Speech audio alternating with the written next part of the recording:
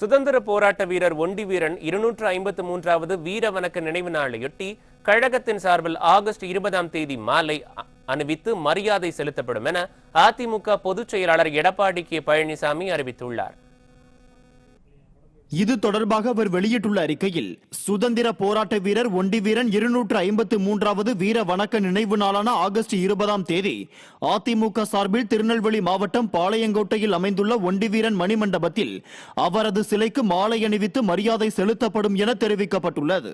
திருவுருவ சிலைக்கு சட்டமன்ற பேரவை முன்னாள் தலைவர் தனபால், மாநிலங்களவை உறுப்பினர் சந்திரசேகரன், முன்னாள் அமைச்சர் VM ராஜலட்சுமி மற்றும் அம்மாவட்டத்தைச் சேர்ந்த கழக செயலாளர்களும் மாலை அணிவித்து மரியாதை செலுத்துவார்கள் என தெரிவிக்கப்பட்டுள்ளது. இந்த நிகழ்ச்சிக்கான ஏற்பாடுகளை திருநெல்வேலி மாவட்ட கழக செயலாளர் தச்சை கணேசராஜா சிறப்பான முறையில் செய்திட வேண்டும் என்றும் பொதுச் செயலாளர் எடப்பாடி கே பழனிசாமி கேட்டுக் கொண்டுள்ளார்.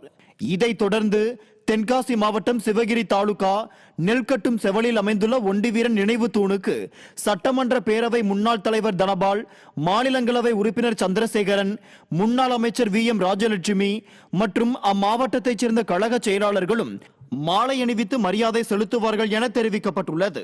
இந்த நிகழ்ச்சிக்கான ஏற்பாடுகளை தென்காசி மாவட்ட கழக செயலாளர் சி கிருஷ்ணமுரளி சிறப்பான முறையில் செய்திட வேண்டும் என்றும் கேட்டுக் கொள்ளப்பட்டுள்ளது.